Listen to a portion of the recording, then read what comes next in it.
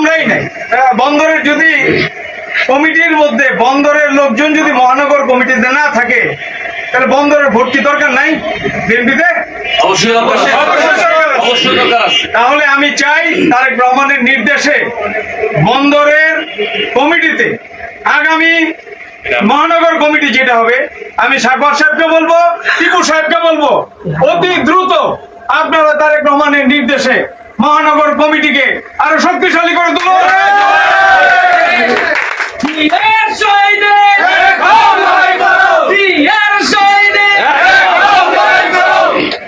এখন আমাদের বিভেদের সময় না। আমাদের স্বৈরাচারী সরকার যার পতন হয়েছে, যে পালিয়ে গিয়েছে, দুর্নীতির আখড়া বানিয়েছে, হাজার হাজার কোটি টাকা ব্যাংক থেকে পাচার করেছে, আপনারাই দেখেছেন। আমরা সাধারণ মানুষ কত কষ্ট করে জীবিকা নির্বাহ করি। আমার শরীরে কোনো হারাম পয়সা নাই, আমার বাপেও কামাই নাই, আমিও কামাই নাই। তো সুতরাং আমরা জিয়া পরিবারের সদস্য, আমরা চাই এখন থেকে স্বচ্ছ রাজনীতি হবে, ফেয়ার রাজনীতি হবে। যার যোগ্যতা আছে সেই জায়গায় তাকে বসাইতে হবে। সেই জন্যই আমাদের এই রাজনীতিতে আসা, আমাদের রাজনীতি স্বচ্ছ রাজনীতি। এখন দেশটা কিন্তু আমরা মনে করছি স্বাধীন হয়েছে, খুব ভালো চলছে, মোটেই না। দেশের অবস্থা একদম ভালো না। এখন এখানে কোনো অন্তর্দ্বন্দ্ব থাকবে না, কোনো দলাদলি থাকবে না। সবাইকে এক হয়ে একসাথে কাজ করতে হবে এবং দেশটাকে এগিয়ে নিতে হবে বহুদূর। দেশ আমাদের অনেক পেছনে পড়ে গিয়েছে। আমরা হাজার হাজার কোটি টাকা, বিলিয়ন বিলিয়ন ডলার ঋণের তলে চলে গিয়েছি। দেশটা আমাদের ঋণের তলানিতে চলে গিয়েছে। এই দেশটা আপনার, আমাদের, আমাদের সবার।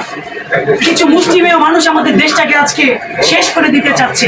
সেখান থেকে আমাদের দেশটাকে তুলতে হবে।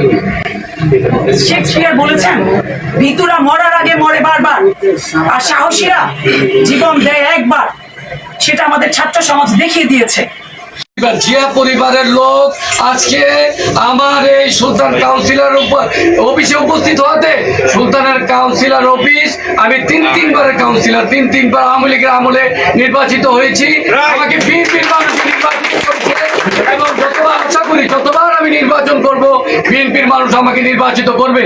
আজকে এখানে যেহেতু বিএনপির রক্ত এসে এখানে বসেছে, আমি এর জন্য গর্বিত এবং আল্লাহর কাছে প্রার্থনা করি তারা যেন বড় নেতৃত্ব নেতা হয় এবং এই দেশকে আরো সামনের দিকে নতুন ভাবে বাংলাদেশকে এই দেশের জনগণকে উপহার দেয়। হামলা, মামলা, খুন, গুম, আপনারা জানেন সবাই। এই আয়নার ঘর মানুষকে বন্দি করে রেখে, জিম্মি করে রেখে শেষ করে দিয়েছে আমাদের দেশকে। আমাদের দেশের অর্থনৈতিক অবস্থা অচলের প্রায়। আরমান ভাই একটা কথা বলে গেছে, সেটা হলো জিয়া পরিবার। আমরা দীর্ঘদিন যাবৎ এই জিয়া পরিবারের সাথে জড়িত। আজকে আমার বন্ধু আরমানকে পেয়ে আমি অত্যন্ত আনন্দিত এবং গর্বিত। আমি আরমানের কাছে আমার ছোট্টবেলার বন্ধু হিসেবে একটা অনুরোধ, একটাই দাবি থাকবে, আমাদের মহানগর কমিটিটাকে সুন্দর করে সাজিয়ে দিলে আমি আরমানের প্রতি চিরকৃতজ্ঞ থাকবো। এবং আমাদেরকে অবহেলিত করা হয়েছে, আমাদেরকে নির্যাতন করা হয়েছে, আমার হামলা, মামলা, জেল জুলুম শিকার হয়েছে। আরমানের সাথে আমাকে টেলিফোনে কথা হয়েছে। আরমান বলছে, পুনির তোমরা অনেক নির্যাতিত, অনেক নিপীড়িত। আমি বলছি, দোস্ত আমরা অনেক নির্যাতিত, অনেক নিপীড়িত।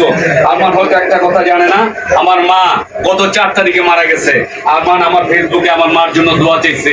তখন আরমানকে আমি বলছিলাম, আমার মা রাতে 3টা বাজে অসুস্থ, পুলিশ আমাকে খুঁজতেছে, হাসপাতাল নিয়ে যাওয়ার মতো অবস্থা নাই। আমি নারায়ণগঞ্জ ওই পার যাবো, সেই সুযোগ নাই, সেই সুযোগ নাই। সারা রাত তো মাকে নিয়ে বসে আছি। ভোর 6টা বাজে যখন ফজর নামাজ পড়ে এই ভিক্টোরিয়া হাসপাতালে অনেক রিক্সের উপরের মধ্যে দিয়ে হাসপাতালে নিয়ে যাই, ওই ডাক্তার, ডাক্তার আমার মাকে মৃত ঘোষণা করে।